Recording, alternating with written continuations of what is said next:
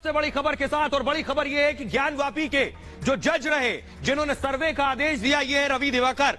Gyanvapi case के जज को धमकी मिली है। इस वक्त की सबसे बड़ी खबर यह है, ये जो आप देख रहे हैं, जो सर्वे हुआ, जो तस्वीरें आपने देखी, जो शिवलिंग दुनिया के सामने आया, इस सर्वे के आदेश देने वाले जज थे रवि दिवाकर। और रवि दिवाकर को अब धमकी मिलने लगी है। ये देख रहे हैं, इस सर्वे का आदेश दिया था जज रवि दिवाकर ने। तस्वीर दिखाई जरा जज रवि दिवाकर की, ये आप देख रहे हैं, ये है सिविल डिवीजन जज रवि दिवाकर, जिन्हें धमकी दी गई है। बाकायदा चिट्ठी मिली है उन्हें। आइए आपको बताता हूं कि क्या धमकी मिली है उन्हें जज रवि दिवाकर को। इससे पहले आपको याद होगा, जब उन्होंने अपना आदेश लिखा था, उस दौरान भी उन्होंने कहा था परिवार को चिंता है उनकी जान की। देखिए जरा, उनकी सुरक्षा की चिंता है। ये आप देख रहे हैं, बड़ी आज की सबसे बड़ी खबर यही है कि जज रवि दिवाकर को धमकी मिली है।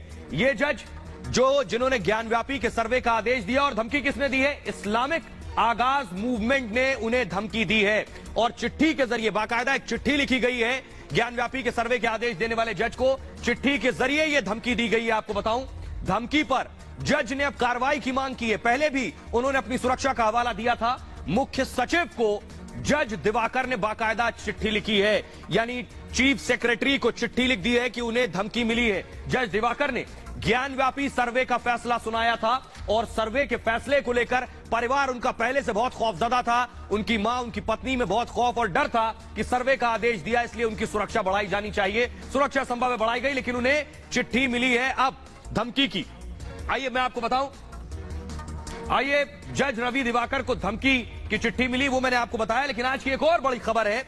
बड़ी खबर यह है योगी आदित्यनाथ से जुड़ी हुई, कि अब अवैध धार्मिक स्थल जो है, मंदिर मस्जिद पर लाउड एक्शन की तैयारी योगी आदित्यनाथ ने कर ली है। आपके घर के बाहर सड़कों पर जो फुटपाथ है, वहां भी धार्मिक स्थल बना दिए जाते हैं। तो अगली तैयारी, तस्वीरें दिखाई अगली, योगी आदित्यनाथ ने अब उस पर एक्शन की तैयारी कर ली है। अवैध धार्मिक स्थलों पर एक्शन होगा, बिना भेदभाव के ये एक्शन होगा। योगी आदित्यनाथ ने बाकायदा लिस्ट तैयार की है।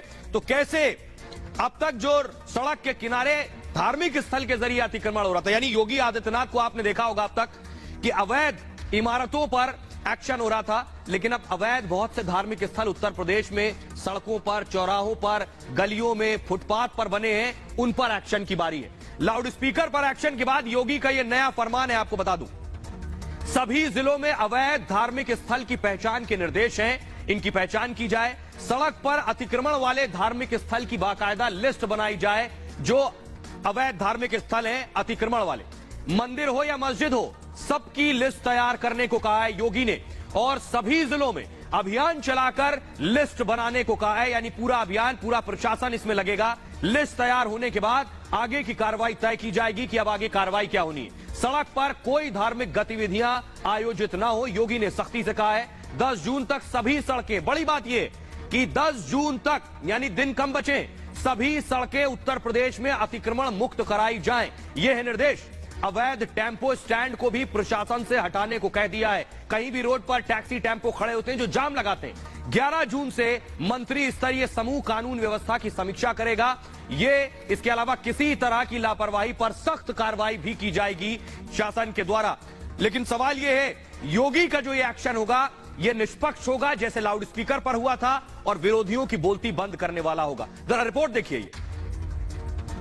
या माइक उतारने के लिए हमने कहा कि भाई देखो, लोगों को परेशानी होती है, परिसर के बाहर आवाज नहीं आनी चाहिए। लाउड स्पीकर पर एक्शन के बाद अब योगी का नया फरमान, सड़क किनारे बने अवैध मंदिर मस्जिद की लिस्ट हो रही है तैयार। उत्तर प्रदेश के मुख्यमंत्री योगी आदित्यनाथ पर मुस्लिमों के खिलाफ कार्रवाई को लेकर लगातार आरोप लगते रहे।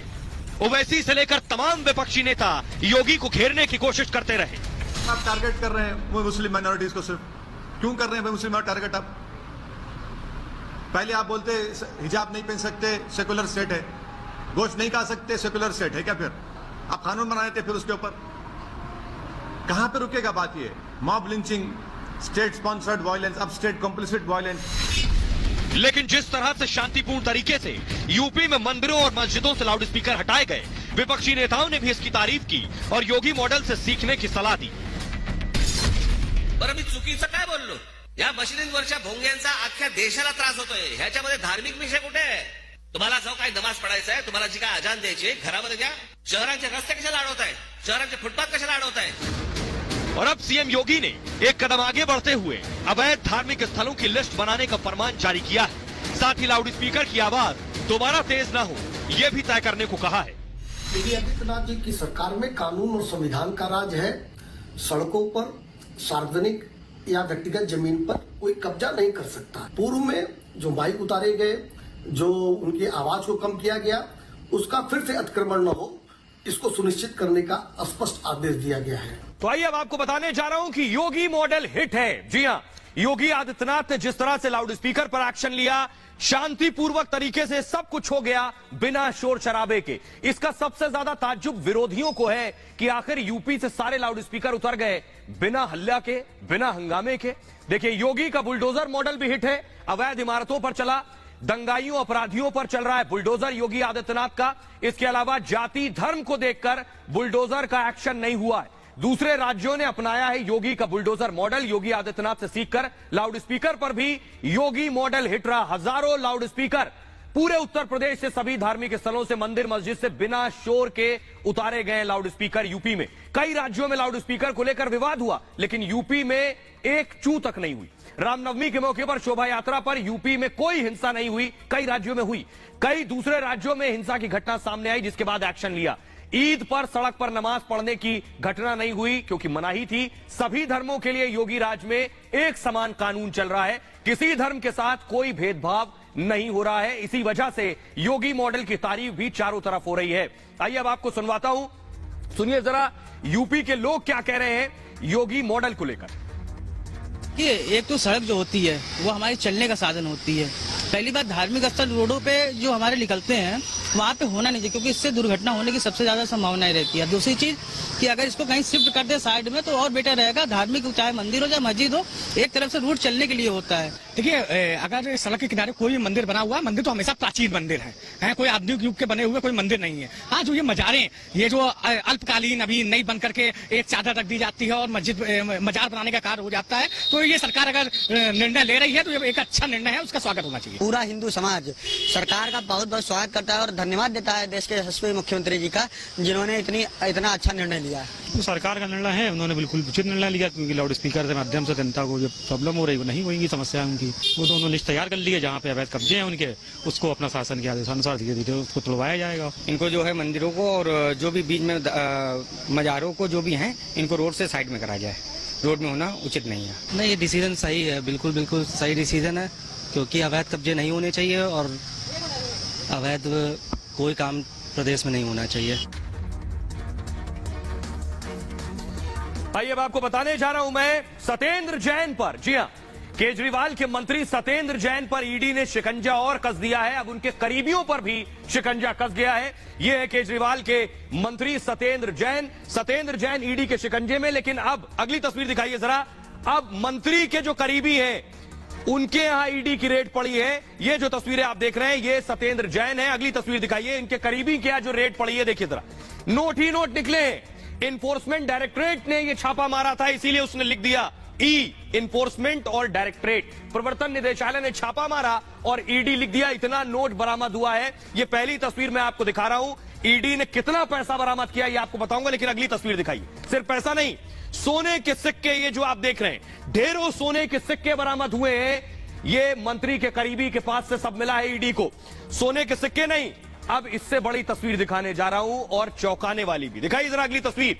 सिक्के के अलावा सोने के बिस्किट, ये जो आप देख रहे हैं, सोने के बिस्किट बरामद हुए हैं। बिस्किट ही बिस्किट आपको नजर आ रहे हैं। ये सब कुछ मंत्री के करीबी के ठिकाने से बरामद हुए हैं। आखिर इतना पैसा आता कहां से है, सवाल बड़ा ये है। तो देखिए जरा क्या क्या मिला है ईडी को। ये आप देख रहे हैं पैसों का ढेर, देखिए जरा, जहां तक नजर जाएगी पैसा ही पैसा, सोना ही सोना। दूसरी तरफ मंत्री के करीबी पर रेड हुई। 6 जून को ईडी ने दरअसल कई जगह छापेमारी की और इस छापेमारी में सत्येंद्र जैन, पूनम जैन के करीबी के घर पर रेड हुई। दिल्ली, गुरुग्राम के 7 ठिकानों पर छापेमारी की गई है। कोलकाता की 7 कंपनी, कोलकाता की कंपनी से जुड़े हवाला लेन देन में रेड हुई है और राम प्रकाश ज्वेलर्स पर ईडी ने छापेमारी की है। इसके अलावा अंकुश जैन, नवीन जैन के ठिकानों पर भी छापेमारी हुई है। लेकिन देखिए ये जो आप देख रहे हैं, सत्येंद्र जैन, सिद्धार्थ जैन, वैभव जैन, इनके ठिकानों पर भी रेड हुई है। अब सियासत इस पर हावी है कि एक खास वर्ग पर जो जैन है उन पर रेड हो रही है। देखिए सियासत क्या ना करवाए।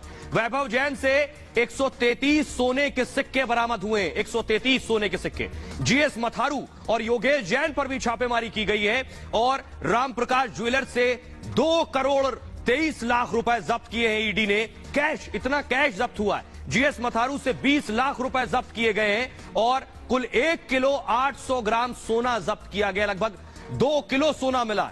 कई आपत्तिजनक दस्तावेज भी जब्त किए गए हैं। इस रेड में छापेमारी में डिजिटल रिकॉर्ड भी जब्त हुए हैं जिसकी जांच आगे करेगी।